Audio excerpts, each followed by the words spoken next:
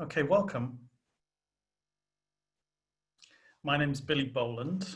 I am the chair of the General Adult Faculty, and I'm a community psychiatrist in Hertfordshire.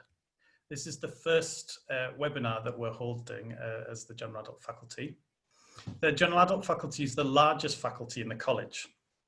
So we've got over 10,000 members, and we represent a really diverse group of psychiatrists. So it's inpatient psychiatrists, outpatient psychiatrists, people who work in early intervention and psychosis services, people in AOT. So it's a really broad group, and representing everybody is a real challenge. We have to work hard to do that. So we've developed a strategy, a 4-year strategy. We're 1 year into that now, and if you're interested in it, you'll be able to find out details about it on our website. So I would say that the pandemic has been the most challenging time in my career so far. As a faculty executive, we were really mindful that general adult psychiatrists up and down the country had been leading the response to COVID-19 in adult mental health services. We wanted to find a way to bring you all together to learn from each other's experiences. And so that's what this webinar is about. So I'm pleased that we've got to hear from 3 great speakers this afternoon. After the talks, we'll have some time for questions. You can ask a question throughout the live event. So there's a Q&A box there on the right-hand side of your screen that you're welcome to use. The webinar is also being recorded, and it'll be added to the Royal College of Psychiatrists website after we're finished today. And you'll be sent certificates as well for taking part. All right. So our first speaker is Dr. Indira Vinjamuri. So Indira is a general adult consultant working with the Crisis Resolution Home Treatment Team in Merseycare NHS Trust. She's the Deputy Medical Director and Director of Medical Education with the Trust. And she also chairs the Specialist Advisory Committee of General Adult Psychiatry at the Royal College of Psychiatrists. Okay, so over to you, Indira. Thank you. Thank you so much for having me today. It's an amazing opportunity to be with so many people. So there's already been so many COVID-related publications, COVID-related webinars, and I wasn't really going to talk about what's happening with the whole COVID situation itself, but around what we've done as a trust and what we've learned from it and some key things that we've learned. Next, please. So I'm going to talk about acute services because I work within the acute services. I look after CRHD, and we are hearing today from an inpatient consultant and from liaison psychiatry. So I'm not really going to touch those as much, but just related stuff. Next, please. So I work in Merseycare NHS Trust. I'm a consultant psychiatrist there from about 10 years. I'm also the Director of Medical Education and the Deputy Medical Director for Education. And just to give you a context, we serve a population of 11 million people, and we have inpatient and community services across 85 sites, so quite big. We look after mental health services, learning disability, addictions, brain injuries, and our trust also has Ashford High Secure Hospital, and we have some physical health services also. Next, please. So following the lockdown, everything slowed down for us as well in April 2020, and things have been picking up from May onwards. Next, please. So from the inpatient services, I think the most difficult time has been for patients, needless to say. The junior doctors, the nursing staff, and the staff that have worked in inpatient services have most certainly had to struggle a bit more than those outside of. Next, please. So with respect to our trust itself, the big thing for us was the bed reduction. We had to reduce about 18% of beds compared to 6% nationally. This is because of old style hospital with dormitories and shared facilities, and we had to make it safe for safe distancing. Next, please. Gradually, we had some admission wards and people were able to isolate in their own rooms. And then, of course, testing was available, as everybody would have seen nationally. We had the same sort of difficulties with PPEs and availability of PPEs and masks, and we continuously had to work towards changing the guidance. There was a lot of angst amongst junior doctors about the guidance towards resuscitation, about the fit testing. Many of our staff actually failed fit testing, and we ended up using the usual masks, gloves, and pinny. And the key thing during that time was fear and the difficulty maintaining rapport with our patients. Next, please. One of the other important things that comes to mind is the seclusion reviews. We couldn't do face-to-face seclusion reviews as previously. So between the 30th of March and the 1st of June, we actually risk assessed and offered telephone reviews for patients. They were seen with PPE if needed. And this actually made our junior on-call much better because they had to cater to some really ill inpatient services. Next, please. We had the usual difficulties with restricting Section 17 leave, and we also ended up with early discharges from the ward. This is all relaxing now, and we're making more and more patients' relatives able to come on to the hospitals to visit patients. The CQC is already on to us, and they've come to visit a couple of sites to look at how we are relaxing these facilities and how we are making things possible. Next, please. One another important thing was digitalizing our mental health platforms. Our chosen partner was Thalamus, and we initially started to have Section 2 and Section 3 forms, and now we are working on using them for CTOs as well. We had a lot of training, and we've used Zoom and Skype for Business from our trust, and the digital use of the forms is also recommended by the Royal College now, and we worked quite hard towards that. So from the wards itself, face-to-face reviews were were the way forward. With PPE, virtual consultations were not so successful. And thank you to all the staff that have made all of this possible. Next, please. So this is our new 21 million state-of-the-art facility. This is a hospital that was in preparation, but it was brought forward because of the need for single rooms with ensuite bathrooms. And this hospital actually provided us with one of our admission wards. And this has 2 20-bed wards, which has been very, very helpful and useful. Next, please. So I work within the crisis resolution home treatment team, and just some key points. Next, please.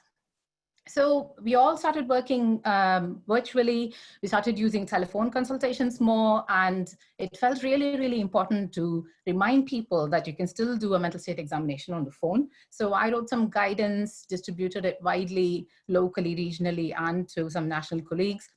And I also put up quite a few training events for all our staff to use mental state examination on the phone widely. Next. So virtual consultations started to pick up. This was something we had asked for because of the large geographical area we cover. We had asked for this continuously, and it all happened during the COVID period. We used Attend Anywhere. And despite the initial difficulties, I think in the last week, we must have had about 600 contacts on Attend Anywhere throughout the trust. Next, please. So the 7-day follow-up from National Prevention, the Suicide Prevention Alliance was, I think, recommended to reduce to 72-hour follow-up during the COVID period. And our trust chose to go 48-hour. CRHT helped significantly with this, along with the CMHTs. And I must say, we've been quite successful in running this. Next, please.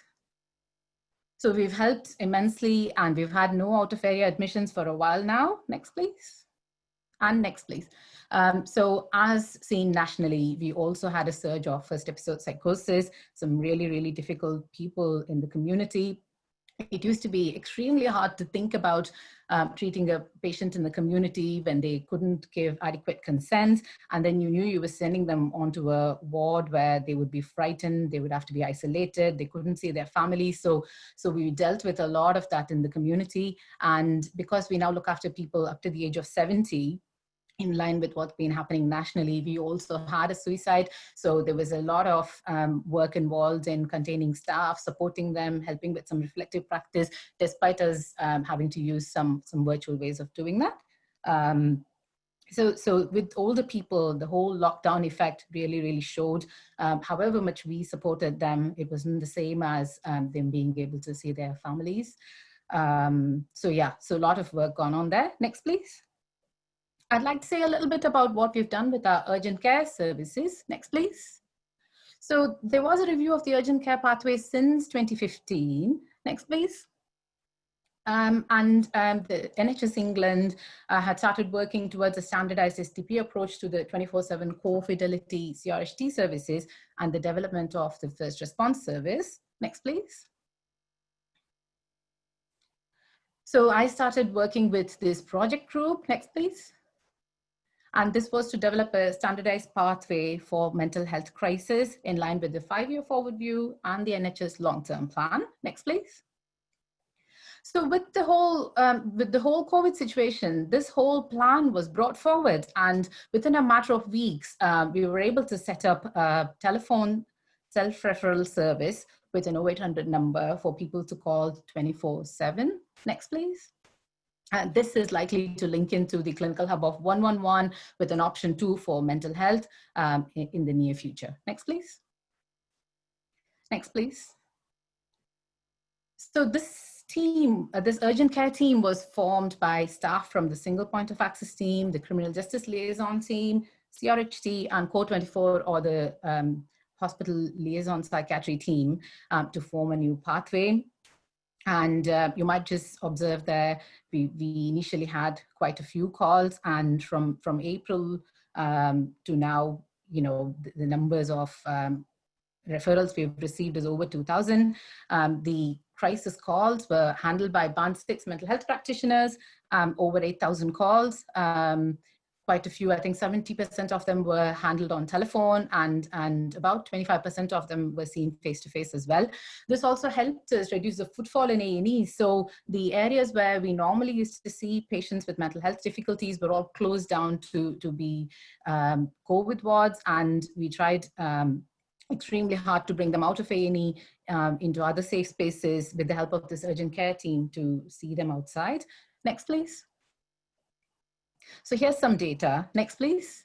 And the total calls recorded until the 27th of July is 8,668. Next, please. So the urgent care team is meant to sort of work through, as you can imagine, because we borrowed staff from elsewhere, the real challenge there is the staffing difficulties. Our trust does have its share of consultants and nursing vacancies. And now with nursing students moving on as well, we're going to see a bit more of that. But we are totally indebted to all our corporate staff, the workforce, trainees, our SAS doctors, and the physician associates, without whose help we really couldn't have carried on. We had a crisis house that had about 9 beds, and during the whole COVID period, all of that got cut down as well. And somehow we've started to, bring them back. Next, please. Staff sickness during the beginning of the whole thing. This is including the staff that had to be shielding. We had about 23% sickness, and that's much better now. It's only 7.2%. Next, please. So we had a 24/7 psychological support line. Next, please. Staff well-being, we tried the Schwartz rounds, and we had plenty of dial-ins. So Schwartz rounds was something new to me as well, but it's all about sharing the story and sharing the empathy, and some of you may have already experienced this. Next, please. In the midst of this all, the University of Liverpool gave us a brand new curriculum to deliver from next year. So we put everything together for this. Next, please. Edgehill University is starting a new medical school, and they're starting to give us students from year 1. We couldn't say no, so we put up some things for them to do in year 1. We also had a new cohort of physician associate students from Edgehill University, and in the middle of all of this, in April and May, we delivered virtual sessions to the physician associate students as well. Next, please. The college has been working on the curriculum revision, and I'm extremely thankful to all my colleagues who have continued the work on Microsoft Teams, and we have actually completed writing the curriculum for higher trainees, which will be sort of sent around early next week for stakeholder engagements, and thanks everyone for having a look at it for us. Next, please. So we've been working with Health Education Northwest, following the guidelines, taking their support, and we lost all our 20 foundation trainees to the Acute Trust, and we really are waiting to welcome them back because they are the future for psychiatry. Next, please. What's gone on for us is a very, very steep learning curve. Everybody's learned new things. We've all figured out how fragile we can be, and how resilient we've been, and how strong we've been together.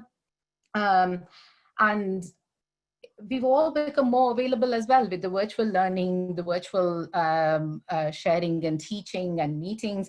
Everybody's days have been stretched, and people have been working so hard. We're already starting to prepare for the second surge. Hopefully everybody is looking after themselves, and hopefully everybody's got some time off over the summer as well. So thank you for listening, and back to you, Billy. Thanks so much, Indira.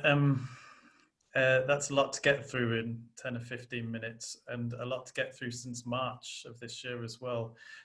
You really brought to life just how much psychiatrists like you have had to do since March. So thanks for sharing your experiences.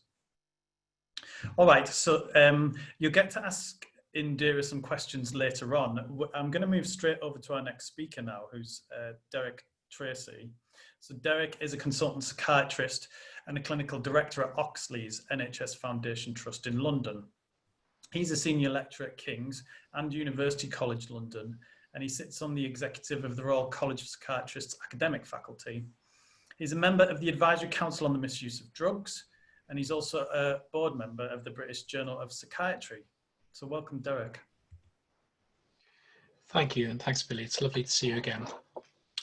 So I'm going to talk about some work that we did at the London Nightingale Hospital, where I was part of a mental health team to support staff. So this was supporting staff and not patients. And in a sense, I'm going to talk about two unique things. One is the pandemic, which of course is unprecedented. There's an unprecedented use of the word unprecedented in 2020. And the second thing is a field hospital that's unique with 4,000 beds and anticipated 16,000 staff, although it didn't get to that. But the question I suppose back to people is, my question for people listening is, how would you take the lessons from the Nightingale to where you work? So we've got something that's really unique, but I think the lessons on staff well-being are really transferable. And that's been part of what's preoccupied me in the last few months, about thinking how we take this lesson elsewhere. So it's from the Nightingale, the story of what we did, but it's applicable elsewhere. But again, my question to you is, how would you do that? Next slide. Some of this is from some editorials we did. You can see the references there. So we got BJ Psych and one in BMJ Leader and Lancet Psych on different aspects of it if you want to read more on it. Next slide. So this was us at the start. So you can see that was our initial team on the left. That's me taking a selfie. The little tiny person at the front, that's Neil Greenberg. He's really small. I'm lifting him up there. He's in front of me like a little puppet. The grumpy looking person on the right is Mark Tarn, a psychiatrist. On the left is Rod Eldridge, a consultant nurse.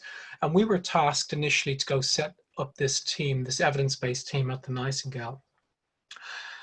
And we got there, I think it was about day -10, and we were there while the armed forces built it. And it's the most astonishing thing I've seen in my clinical career to watch the Nightingale get built up. I've never seen anything like it. And I've never, I don't recall in the last 20 years having a sense of feeling so overwhelmed by something as I did by this.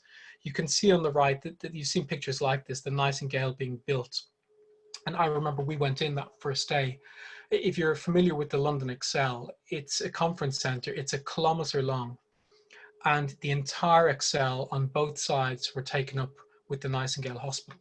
So as a kind of thought experiment, if you imagine going for a walk for 1 kilometer, it'll take you about 7 or 8 minutes. And if you imagine walking for 7 or 8 minutes, and all you can see on both sides of you is ward after ward after ward. For 7 or 8 minutes you walk, and that's all you see on both sides. And each ward goes back 42 beds. And that was the scale of it. And the first day I went there, I met the chief executive, who's the chief exec where I work. And I said, I feel really overwhelmed by this.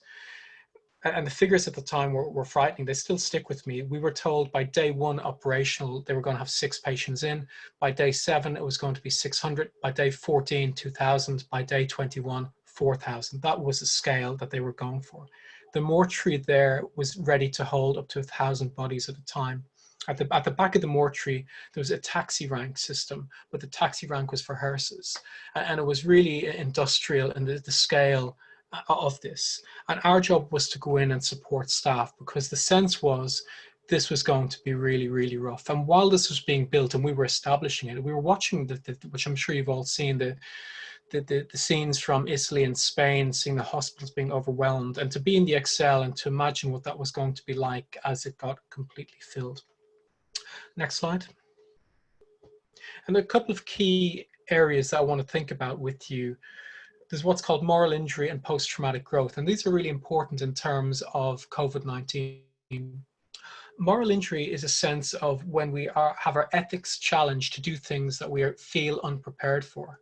It comes from the military. So the example in the military, Neil Greenberg often talks about this, is if you were under assault from an enemy and you could call in an airstrike, but the airstrike will protect you but may kill innocent civilians and children, what do you do and how would you feel? And we can understand this in terms of the armed forces, but in healthcare we haven't seen it so much before. Whatever your specialty, whether you're a psychiatrist, a surgeon, a pediatrician, whether you're a nurse, OT, whatever your experience level from an SHO to an SPR, whatever you are, an SAS doctor, you're plugged into a system that's built around that. So it's ready for your level of experience, your expertise, and your role. And that's reassuring for us, even if at times we feel challenged. COVID-19 changes that. So in the Nightingale, we had GPs working in ITU. I was working in a situation I'd never been in. And that place of being outside your comfort zone predisposes people to moral injury. And moral injury lends itself to psychological illness. PTSD is the obvious one, but you can get anxiety and depression. But countering that, there's another idea, which is post-traumatic growth. And the expectation here is that most people who go through a traumatic experience, whilst none of us might wish it, we will grow from it and we will develop and we will do fine. And our balance was trying to watch for moral injury and the development of mental illness, whilst recognizing that most staff were going to do great. Next, please. And what we established was, and this is an evidence-based model, by the way, so if you want to find the underlying papers, the editorials I mentioned at the start are the places to look. And what was really fascinating for me with the Nightingale was it's the one time in my career where we had fairly much limitless resources. We could do what we want. I mean, they were just building this around us. John Lewis were bringing furniture, you could kind of put in anything. And it was, I mean, not quite resourceless, but we could set up anything we want from the ground. And this is an occupational health model of stepped care. So it's what's called primary prevention, secondary prevention, and tertiary prevention. And thinking back to what Indira was saying about the model where she was locally, and we've done similar things in my NHS trust, how might you take some of this on? Primary prevention is stopping problems occurring in the first place. So how do you try and minimize the occurrence of it? Secondary prevention is when problems are beginning to develop, getting in quickly to try and minimize their development. And tertiary is treating people as quickly as you can. And what we can't do is we can't stop some people developing mental health problems, but what we can do with an evidence-based good system is we can recalibrate that and move the needle more towards post-traumatic growth and further away from moral injury. Next, please. And so the primary prevention, you can see it there, was really having, part of the induction was having really frank conversations with staff saying, at the time, in ITU, we expect 50% of the patients to die, and we have capacity of 4,000 patients. It's going to be a lot of death despite your best efforts, but we think you're going to do great with it. So it's balancing the moral injury and also the post-traumatic growth. And very frank conversations, asking people, did they feel it was the right time for them? Because we're all volunteers at this point. Were the things going on in their life, your relationship, your work, was it the right place for you to be? Having said that, and Neil Greenberg, I would thank for lots of the papers cited, pre-screening doesn't work from the sense of trying to identify people who seem to have more, maybe moral fiber for these things. People who put their hand up and think they can do it aren't necessarily better. You can't screen for it. But it's getting people to try to think in advance and to get them up-to-date, accurate information. And Indira also mentioned some of the resources. And we're making sure with posters, cards, stuff going by text saying, here's what you can access if you need it. Next slide. Secondary prevention was trying to keep people looking after each other. So we had a buddying up system. That photo's from Google Images. I just wanted the point about putting a name on someone. So everyone on the shift was paired up. You had someone who you would look after and they looked after you. And you had to check in with each other. And the shifts at the Nightingale were 12 hours in 4-hour blocks. 3 hours on, 1 hour off, 3 on, 1 off, 3 on, 1 off, and getting the paired guys to look after.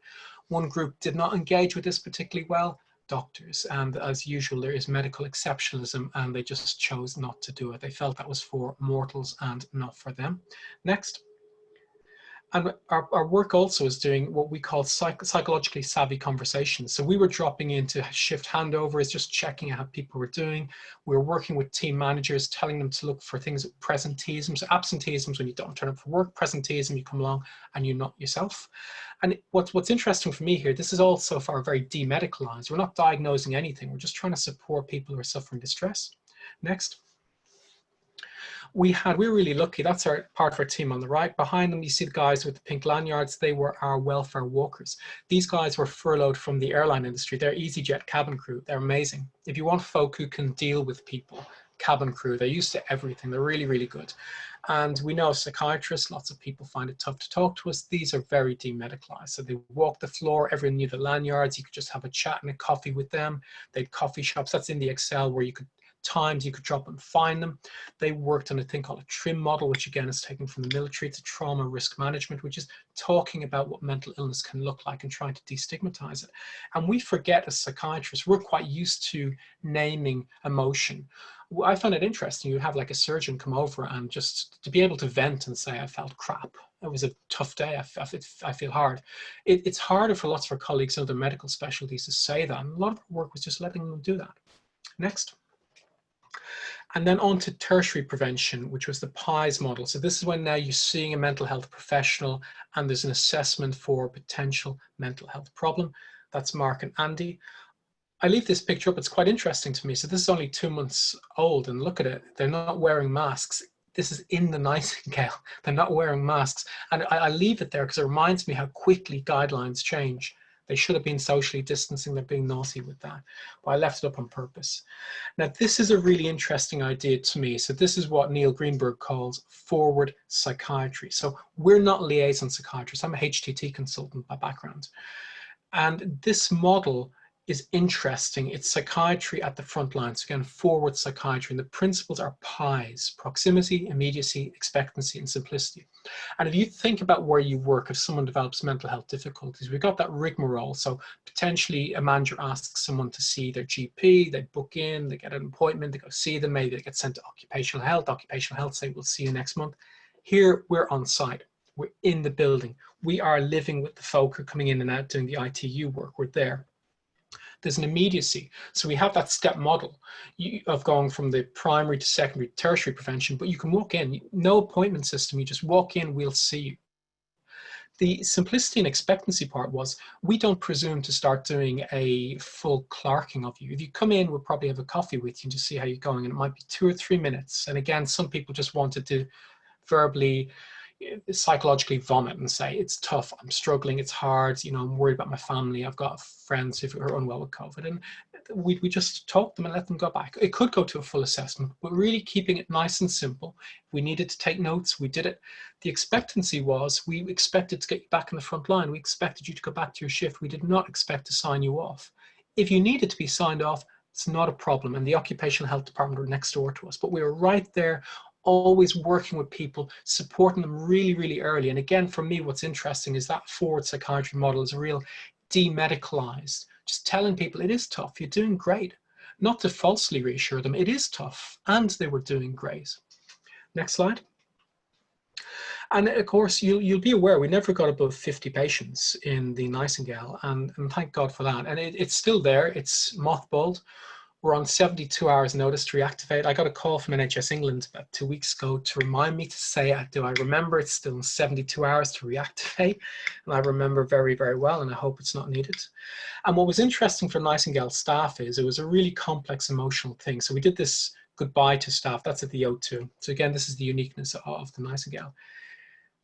Every member of staff, the Nightingale, was really happy it wasn't required. Who wants that death factor that was going to occur? And yet, there was so much negative publicity. You've seen it, the white elephant stories about waste of time. What were they doing? Staff read that, and staff were really, really upset to read it. They felt terribly guilty. They wondered how they wasted their time, how they wasted other people's time. They had the best PPE going, and they had really complex emotions. And also, they were really proud to be there. They'd stepped up, they'd volunteered, and now they were being stood down. They were ready for 4,000 people to come in. They were scared, but they're ready. And so we had this final goodbye in the O2. See the top middle there, I'm talking, it looks like to an empty O2, but there are people in front of me. And we had our NHS Londoners Nightingale t-shirt. As part of the mental health team, we talked them through that. And Mark Tarn got cufflinks on the right for all the team. There's something about sharing the experience, which again, I think is translatable. And we've done at some of our wards where I work clinically most of the time about what we've been through. Next slide. And that takes me to my final bit. And these are my questions, I suppose, to you, which you may come back later on, is what do you take from it? So for me, the Nightingale has been an amazing personal experience, and one which I will never forget. And I'm grateful to have had the opportunity to be there. But thinking ahead and trying to think about the stuff I want to take back to my trust, I've kind of mentally broken problems in three. The one on the left is dental ache. This is personal to me because I've had some dental decay for about 3 months. I finally got it seen to, and I could see it getting worse and worse, but my dentist was shut. And it's the same in mental health. There's a cohort of patients for whom they've not been receiving standard care in recent time. And if we know one thing about mental health and all healthcare, the longer you leave it, the harder it is to manage. So there's a group of people whose care, despite best efforts, has been suboptimal. And that will come back in different ways over the coming years.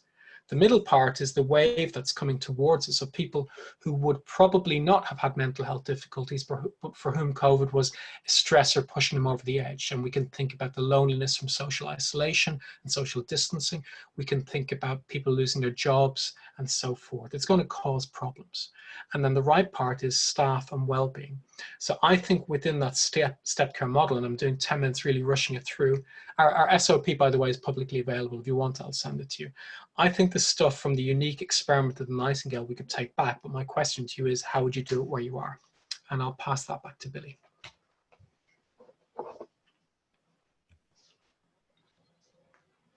Thanks, Derek.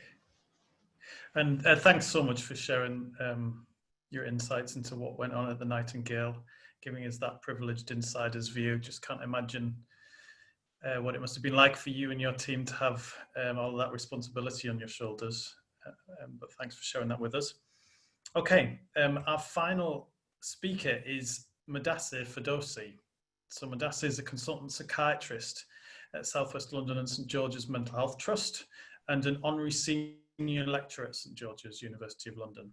He's currently working on an acute inpatient ward. He's also South West London regional representative for General Adult Psychiatry, London Division. Welcome, Madassi. Good afternoon, everybody. Thanks for having me. I have deliberately not kept slides. I wanted to just talk about the experience, basically. So just a bit about background. I work in South West London, St George's Mental Health Trust. So as all of you know, London was kind of the epicenter for COVID in the United Kingdom, and we peaked quite early than the rest of the country. I work on a 23-bedded inpatient ward, and my ward is based in a general hospital, which came with different difficulties. So when this all started in March, April, it was quite confusing, as all of you know. PPE, for example, was more based on supply than demand, the guidelines to start with, and we had lots of debates, confusions. Initially, we met as inpatient consultants with our clinical director, associate director, to discuss what to do, what not to do. There were so many questions about how we would deal with it on the wards. And at the time, the problem was testing. There was no testing, and we didn't know who was positive, who was asymptomatic. Things carried on. And at the time, our trust took a stance to follow the national guidelines, which was coming from Department of Health, which was coming from Public Health England, and we would have kind of command center sending us emails every day in the evening. And things kept changing, and there was really a lot of change, a lot of confusion. In that mix, obviously, many staff became unwell, many started working from home. I knew our community colleagues could do work from home, as Indira said, on phone or on video, but for inpatient, we had to be face-to-face. There was kind of no choice in a way. And I remember once the official lockdown started, after that, I had to self-isolate for 2 weeks and kind of doing ward rounds from home through Skype. Thankfully had two very good junior doctors, junior trainees, who did manage. But at the same time, then our doctors were moved from psychiatry to A&E and physical health. And one of my trainees was taken. At the same time, many of our colleagues became unwell. One of our consultants had to be in ITU for a bit, and thankfully he did recover. He's back now. And it was challenging to cross cover. So how did we cope in terms of staff, in terms of team? I remember going to hospital and literally no one was outside. You would be just walking and then where did I land? And when you go in, patients are there and staff is there. With the guidelines, how do we maintain social distance? How do we use PPE? It was quite unclear at the time. I think the trust was quite proactive in a way. We had weekly meetings with our medical director through Teams. We also had our CEO would do online question and answer sessions. We had infection control online. I remember having heated debates and kind of agreements, disagreements with management in terms of what is right, what is not. And I think obviously nobody knew actually how to do things apart from following the guidelines. Like, for example, our trust decided not to go for scrubs, and we had some consultants or some staff buying their own scrubs. And I thought if I wear scrubs, probably it's not fair on my staff. I come in scrubs, they are not in scrubs. Literally, I'm just going in a t-shirt now for a while because I ran out of shirts after a month. And it was hard to keep pace with that. And gradually over starting point, we didn't had green wards or red wards. I think the guidelines came later. Then our trust also moved towards having specific wards for green and red in a way. But in that mix, I remember many staff kind of not sure they should work. We had difficulties. Bank staff wouldn't come for shifts because they would rather prefer working from home. Difficulty in getting locum. But I think somehow things moved on, and luckily our trust really did well. We thankfully had no deaths on our wards, and we had many positive patients. Like on my ward, I remember having positive patients. And amazingly, I think I should say patients really did well, both in terms of how change came through.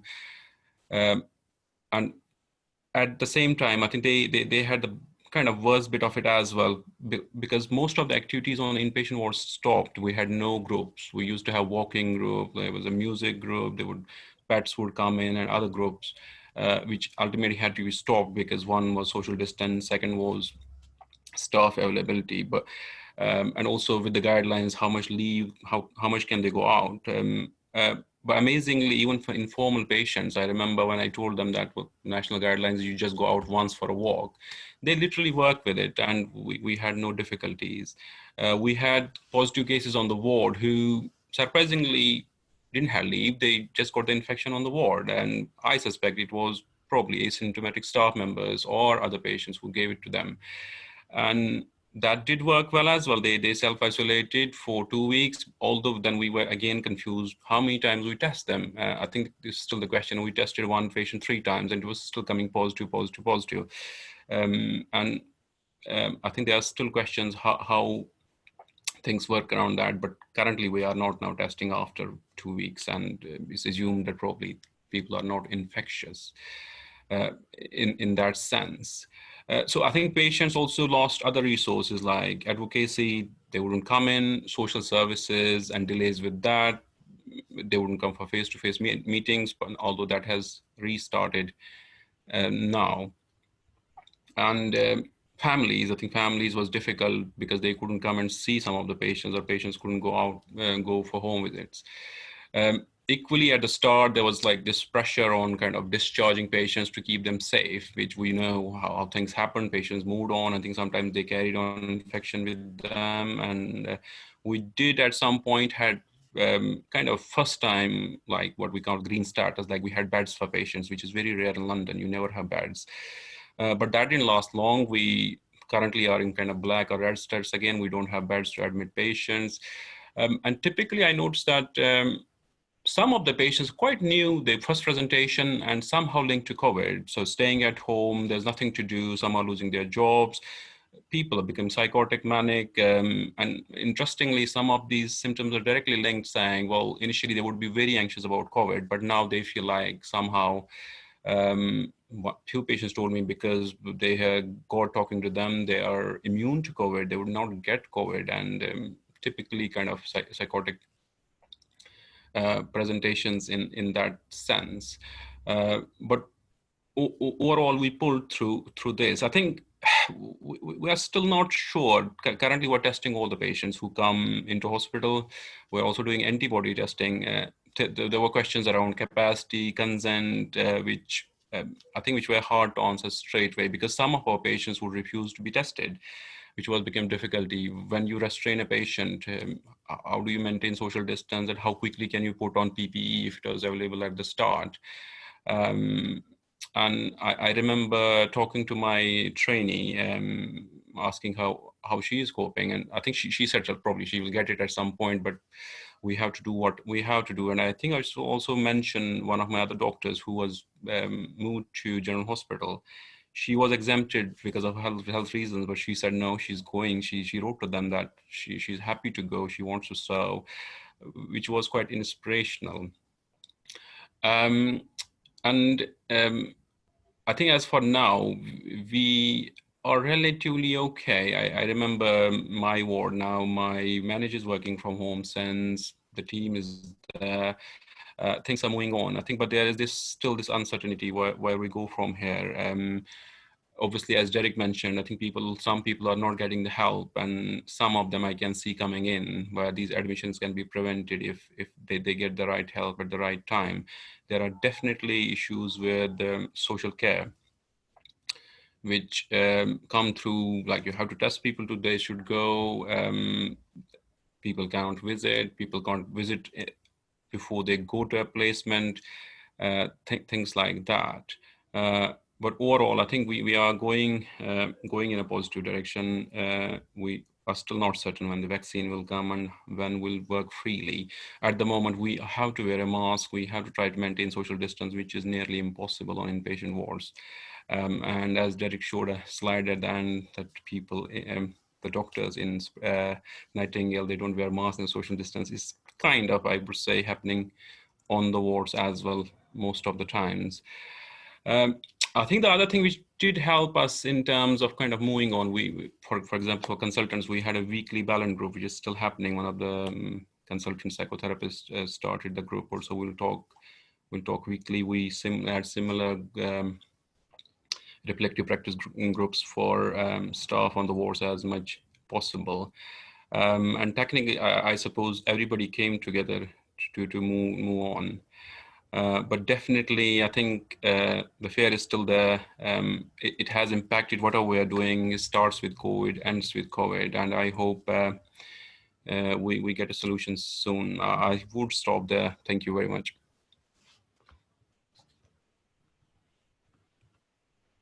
Thanks, Mudassir. I'm really glad to hear that you and your colleagues feel like you're doing okay now, but it does sound like you've been through an awful lot. So I'm glad that you're looking after each other. Okay, so thanks to all three of our speakers. I think I'd like to welcome you all back on screen now. So there's Indira. Hi, welcome back, Indira. I think Derek's going to join us in a second. Also, hopefully, Jonathan Scott is going to be joining us. Are you there, Jonathan? Yep. Yeah, here's Jonathan. So Jonathan is, well, why don't you introduce yourself, Jonathan? Oh, I'm vice chair of the adult faculty. Yeah. So Jonathan's come and he's been monitoring helpfully in the background, been monitoring the chat box and the question and answer box for us. Because I know lots of you have been inspired to ask our speakers some questions about their experiences. So, Jonathan, have you got where would you like to start with questions? And I think it'd be fair to say that the general adult faculty is not, it's fairly quiet on the question front. So if you've got questions, please pop them into the question box. There's one question, a specific question, Derek, that we might start with, which is from Akim Sood.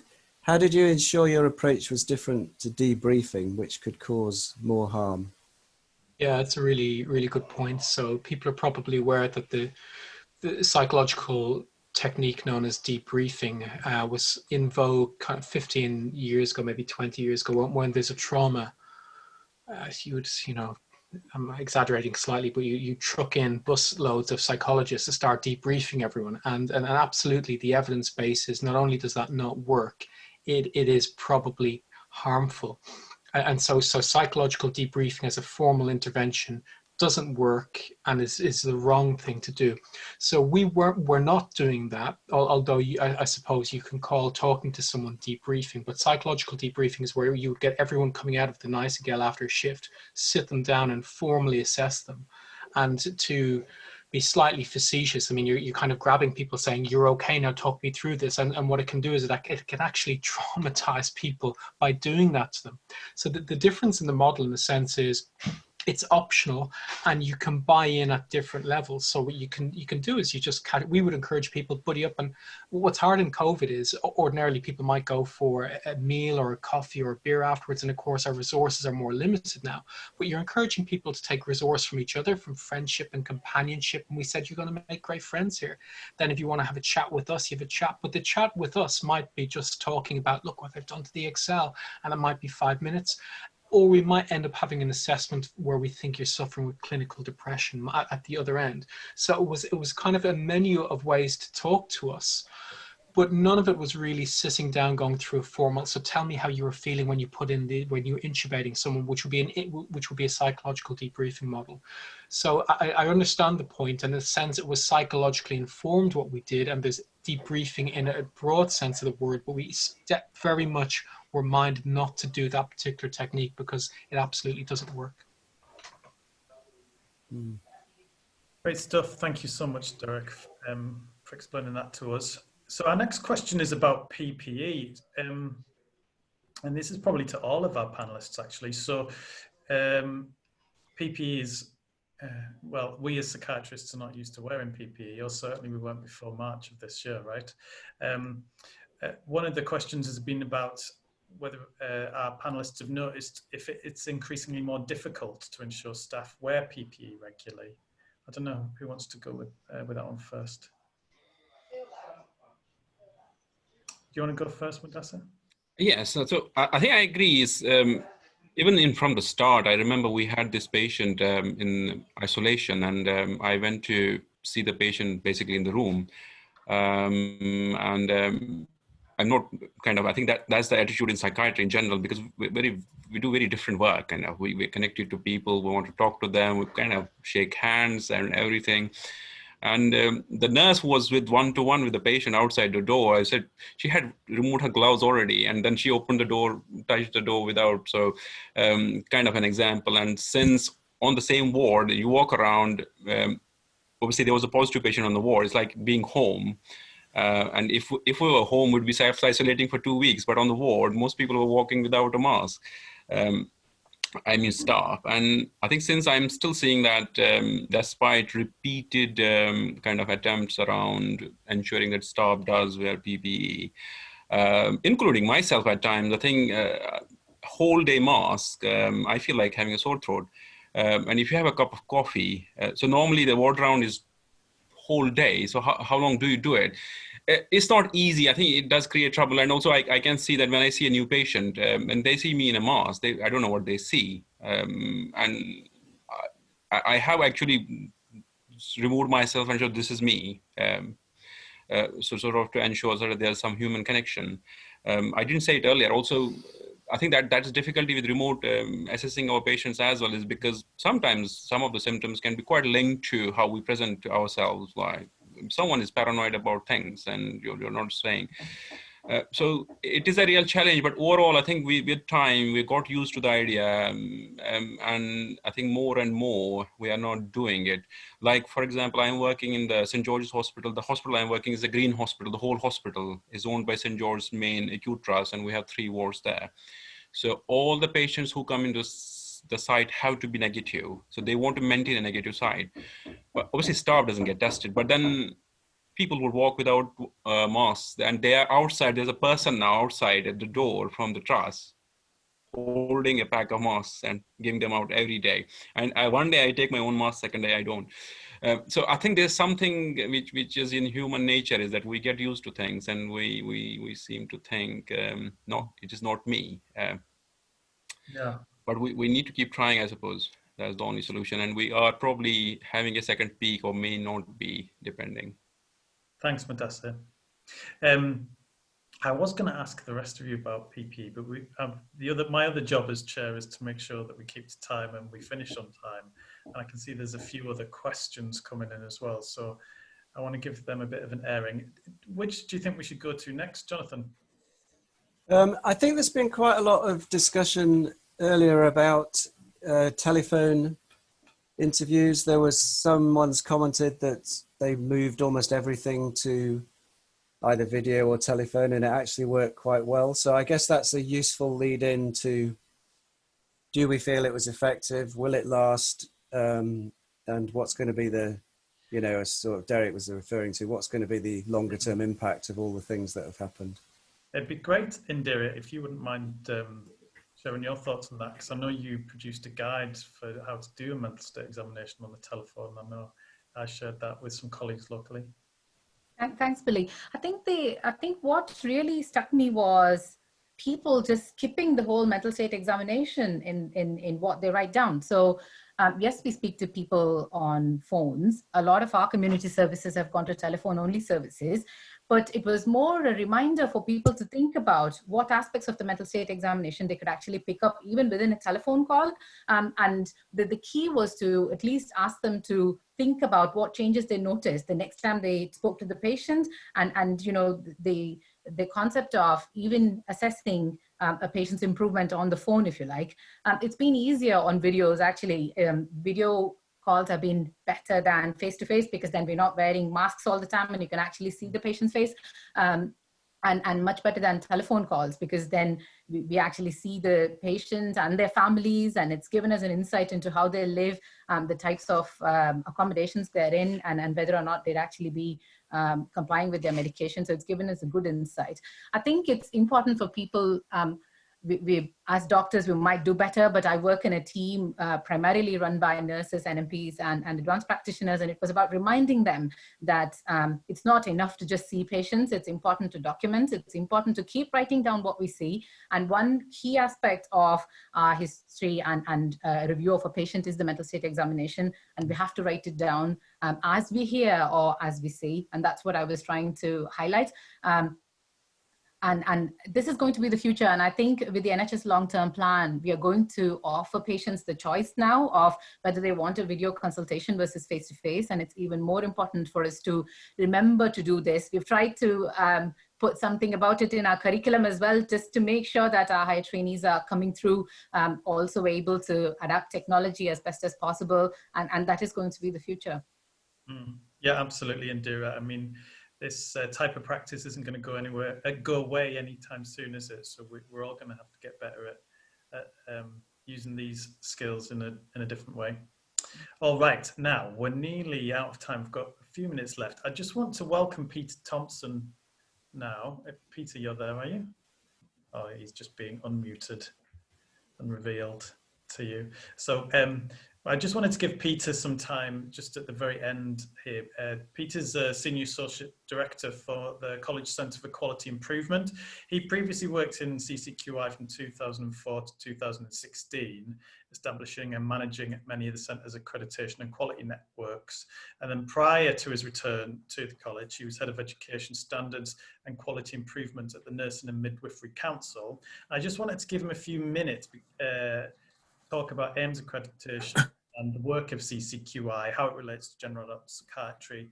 Peter was really instrumental in helping us get this webinar set up. So over to you, Peter.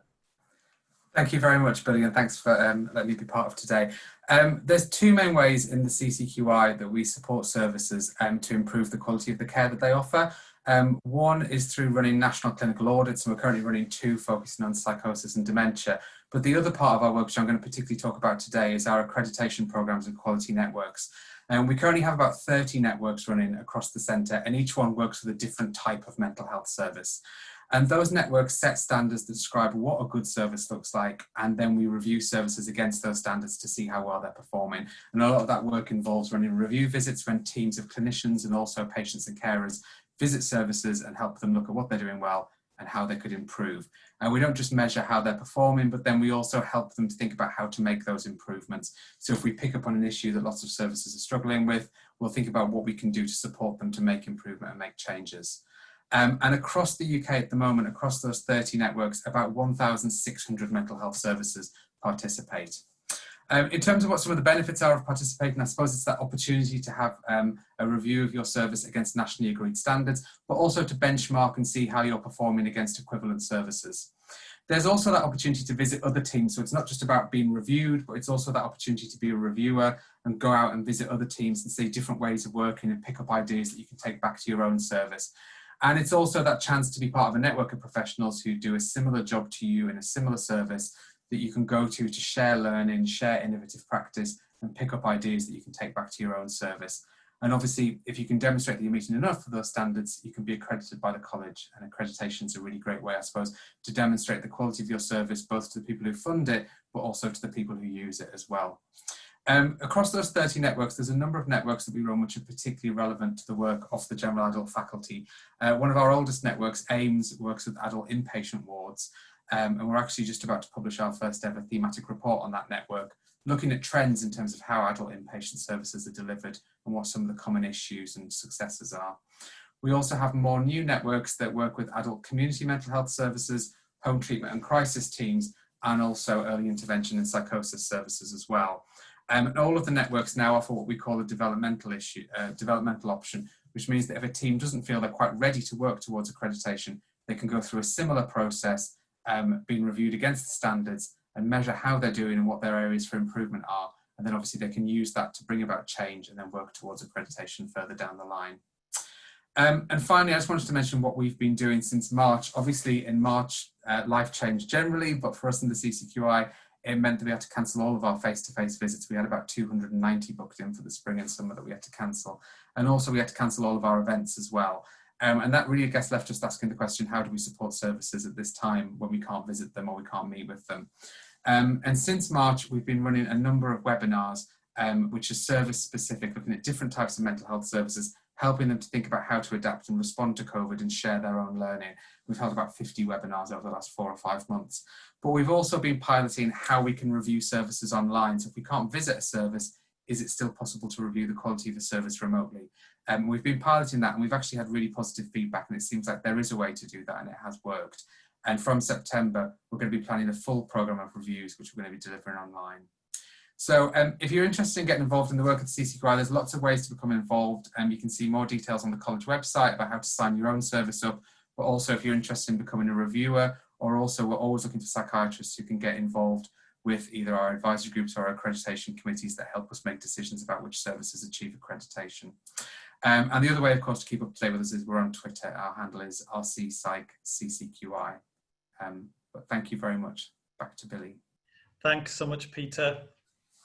Okay, so time's pretty much up. Great opportunity for psychiatrists to get involved with there. So do get in touch with Peter if you'd like. Thanks to everybody for joining us today. Thanks, of course, to our speakers, Derek and Dira and Madasseh. Thanks to Catherine, Katie and Tasha, who behind the scenes have been supporting us in running the Zoom. Thanks to Jonathan for looking after the questions for us. And also thanks to Asif Bachlani, who is another member of the executive team who was instrumental in getting this set up for us. So if this has been useful to you today, do get in touch with us and let us know if you'd like another webinar, what kind of stuff you would like it to cover. And we'd be more than happy to set that up for you. There's also, there's now plenty of comments and chat and questions in our Q&A box. So we'll be getting a transcript of that together, and we hope we'll be able to answer more of your questions after we're finished today. So there you go, look at that, 5 o'clock on the dot. Thank you for joining us. Take care, everybody. Bye-bye.